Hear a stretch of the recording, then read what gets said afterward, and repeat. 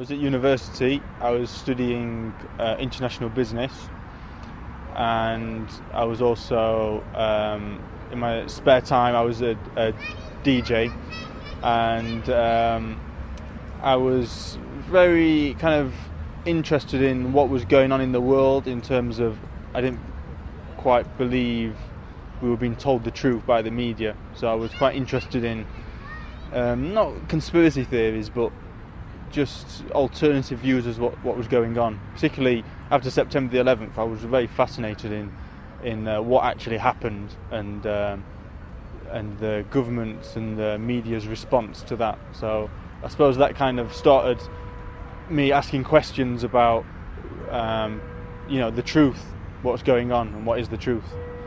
Well, I'd met a Muslim, and they'd passed me on some leaflets about Islam. Reading them, it really left me with kind of no choice, really. It was, I couldn't deny it, that I believed it. And so one Saturday night, I basically had a conversation about death, and I always kind of had this feeling for some reason that I was going to die quite young. So I thought, well, I better become Muslim before I die. So I just took Shahada, and at that point I still didn't really know much about Islam, except that there was 5 pillars, and that I knew that I believed in one God, and that Muhammad was the messenger of God. So I believed that, so I took Shahada. And, well, it was probably quite a few months afterwards I lost touch with the Muslim that I had initially met.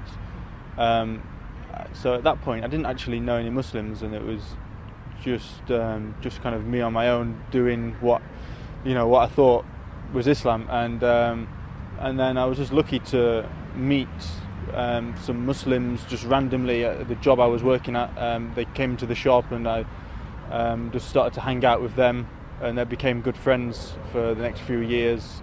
They were also new Muslims as well, so I was amazed because I didn't know that there was any other people embraced Islam. So it was just a real blessing, and so obviously spending time with them, I learned a lot more about Islam. I remember one day with my mum saying to me, "Oh, would you like a ham sandwich?"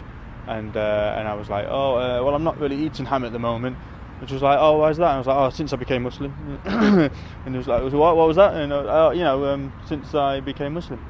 And she was like, "You're not a Muslim." And I just said, "Well, I believe in one God, and I believe Muhammad's the messenger of God, so I have to, therefore I am a Muslim."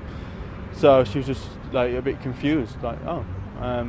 But I had it very easy compared to a lot of people whose family and friends, disown them. I had it very easy. My parents were very liberal and laid back, and they've always been like that. Always kind of let me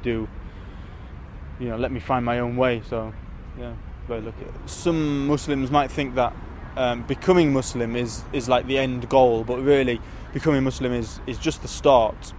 And when you pursue the path, everything changes in your life. And I think also it puts people off Islam because they realise that things are going to change.